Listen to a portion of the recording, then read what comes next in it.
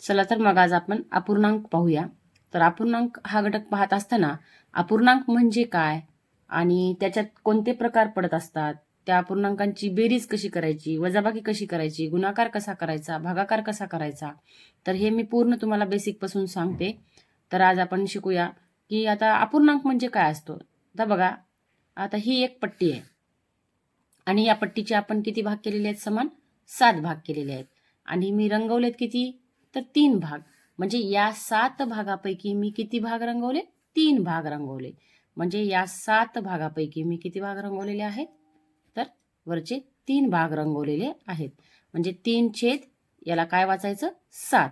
म्हणजेच 3 हे अंश आहे आणि 7 हे छेद आहे. तर या पट्टीचे आपण 7 समान भाग केल्यानंतर 3 भाग हे रंगवलेल्या स्वरूपामध्ये दाखवले. म्हणजे 3/7 भाग हा रंगवलेला भाग किती आहे? 3/7 आहे. म्हणजे 7 भागापैकी 3 असं वाचन असतं. म्हणजे याला 3/7 म्हणतात. आता राहिलेला भाग कोणता आहे? 1, 2, 3, 4. 4 भाग राहिलेले आहेत. किती भागापैकी? तर 7 भागापैकी. म्हणजे 7 भागापैकी 4 भाग रंगवलेले नाहीत. मग आता मला सांगा, हे 3/7 आहेत आणि ह्याच्यात अधिक हे 4/7 आहेत. म्हणजे छेद समान आहेत. 3 आणि 4 7, 7/7 म्हणजेच हे हा पूर्ण 1 आहे. हे दोन्ही मिळून किती आहेत? हे 3/7 आणि हा 4/7 हे दोन्ही मिळून किती झाला? 1 झाला. म्हणजे हा पूर्ण 1 भाग होता आपल्याकडे. ही एक पूर्ण 1 पट्टी होती आणि या 1 पट्टीचे मी समान 7 भाग केलेले होते आणि या समान 7 भागापैकी मी हा 3 भाग रंगवला होता. म्हणून 3/7 म्हणायचं असते ह्याला. आणि न रंगवलेला भाग म्हणजे 4/7 भाग. म्हणजे 7 भागापैकी 4 भाग रंगवलेला नाही आणि 7 भागापैकी 3 भाग रंगवलेला असतो. म्हणजे खाली खाली हे म्हणजे आपले त्या वस्तूचे केलेले पूर्ण भाग असतात आणि त्या भागापैकी वरचे हे भाग असतात. कळालं का मग? हे 3/7 आणि 4/7 कसं वाचन करतात याला? तर यालाच तर अपूर्णांक म्हणतात. ही पूर्ण संख्या नसते. तर एका पूर्ण संख्येमध्ये काही भाग हा वरती लिहिलेला असतो. म्हणजेच हा अंश आणि छेदाच्या रूपात लिहिलेला असतो. म्हणजे हा आहे अपूर्णांक आहे. म्हणजेच या ठिकाणी 3/7 आणि हा 4/7 म्हणजे हा 1 पेक्षा हे कमी आहेत. म्हणजे हे दोन्ही मिळून 1 आहेत. म्हणजे हा 1 पेक्षा 3/7 हा कमी आहे आणि 1 पेक्षा 4/7 हा कमी येतो. आता ह्याच अपूर्णांकाच्या संख्या ह्या आपल्याला दशांश रूपामध्ये सुद्धा लिहिता येतात बघा. तर 3/7 जी संख्या आहे, तर हिला दशांश रूपामध्ये लिहित असताना आपण काय करायचं की 7 न 3 ला भाग जातो का? जात नाही. म्हणून आपण काय करायचं की 0 दशांश घ्यायचं. 0 दशांश घेतल्याने दशांश टिंबामुळं या ठिकाणी 1 0 येतो. म्हणजे 30 होतात. मग आता हा 7 चोक 28 म्हणजे 30 ला भाग देताना 7 चोक 28. आता 2 उरले. हे किती होणार? 20 होणार. म्हणजे या ठिकाणी 7 दुनी 14, 7 दुनी 14. या ठिकाणी 6 उरले. 7 8 56. आपण दशांश टिंब दिल्यानंतर या 3 अंकापर्यंत आपण दशांश टिंबानंतर 3 अंक आपण वापरू शकतो किंवा 3 शून्य देऊ शकतो या ठिकाणी आपण. तर आपल्याकडे काय मिळणार आहे? 3/7 म्हणजे 0.428 आणि या ठिकाणी 4/7 ला जर आपण या ठिकाणी जर दशांश रूपामध्ये जर घेतलं तर 0 या ठिकाणी 40 होतात. 7×5 = 35. आता 5 उरले. पुन्हा 50 झाले. तर 7 8 56, 7 7 49. 1 उरला. 10 झाले. 7 1 7. म्हणजे या ठिकाणी 0.571 आणि 0.428. म्हणजे अशा दशांश रूपामध्ये सुद्धा आपल्याला हे अपूर्णांक लिहिता येतात.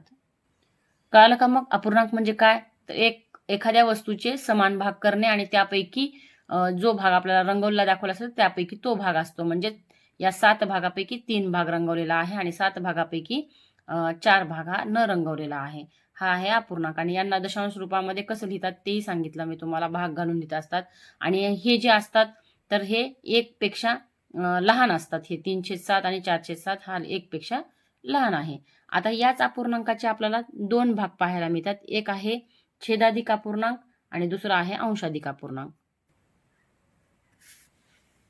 एक आहे छेदाधिक अपूर्णांक आणि दुसरा आहे अंशाधिक अपूर्णांक. छेदाधिक अपूर्णांक कुणाला म्हणायचं आणि अंशाधिक अपूर्णांक कुणाला म्हणायचं पहा. या ठिकाणी छेदाधिक अपूर्णांक म्हणजे अंशापेक्षा त्याचा छेद मोठा असतो त्याला छेदाधिक अपूर्णांक म्हणतात आणि अंशाधिक अपूर्णांक कोणाला म्हणतात तर छेदापेक्षा जो अंश मोठा असतो त्याला अंशाधिक अपूर्णांक म्हणतात. कळालं का? छेदाधिक म्हणजे ज्या अपूर्णांकाचा छेद मोठा असतो, अंशापेक्षा छेद मोठा असतो त्याला छेदाधिक म्हणायचं.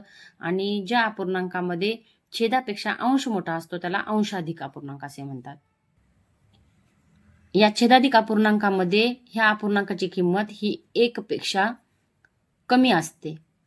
1 पेक्षा कमी. आणि अंशाधिक अपूर्णांकामध्ये ह्या अपूर्णांकाची किंमत ही 1 पेक्षा जास्त असते. हे एक लक्षात ठेवायचं. छेदाधिक अपूर्णांकामध्ये हा छेदाधिक अपूर्णांक हा 1 पेक्षा कमी असतो आणि अंशाधिक अपूर्णांक हा 1 पेक्षा जास्त असतो. आता हा छेदाधिक अपूर्णांक हा 1 पेक्षा कमी असतो हे आपल्याला लक्षात येतं बघा आता. तर 1 पेक्षा कसा कमी आहे? 2/5 जर केलं, याला जर आपण भागलं तर 0. या ठिकाणी 0 घेतला, 5×20 म्हणजे 0.4 हे 1 पेक्षा लहान आहे, म्हणजे 1 मोठे आहेत. आणि हा 5/4 जो आहे, तर या ठिकाणी आपण जर 5/4 लिहिलं तर या ठिकाणी 5 ला भाग जातो, 4×1 4. या ठिकाणी 1 उरला, 4×2 8, 2 उरले, 4×5 20 म्हणजे 1.25. 1.25 आणि ह्या ठिकाणी जर आपण 1 लिहिलं तर 1 पेक्षा 1.25 म्हणजे वरती 225 आहेत, म्हणजे या ठिकाणी हे मोठे येतात. कळालं का? मग अंशाधिक अपूर्णांकामध्ये अंशाधिक अपूर्णांक हा 1 पेक्षा मोठा असतो आणि छेदाधिक अपूर्णांक हा 1 पेक्षा लहान असतो. या ठिकाणी अंशाधिक अपूर्णांक जो आहे, आता हा अंशाधिक अपूर्णांक हा 5/4. तर या अपूर्णांकाला अंशाधिक अपूर्णांकाला आपल्याला पूर्णांकयुक्त अपूर्णांकामध्ये सुद्धा लिहिता येतं. बघा, 4×1 4 आणि 5 मधून 4 गेले, 1 उरला आणि खाली 4 म्हणजे 1.1/4 असं सुद्धा याला लिहिता येतं आपल्याला. तर या ठिकाणी मी कसं केले बघा, तर 5/4 म्हणजे आता ह्या 5ला 4 भागायचं. तर 4×1 4 आणि उरले किती? 1 उरला. म्हणजे जो भाग घालतो आपण या ठिकाणी लिहायचा पूर्ण, म्हणजे 4×1 4 आपण भाग घातला म्हणजे हा पूर्णांकयुक्त मध्ये 1 भागाकार लिहायचा, उरलेली बाकी ही अंशात लिहायची आणि खाली जो छेद आपला जो आहे 4 तो तसाच तसा लिहायचा. कळालं का?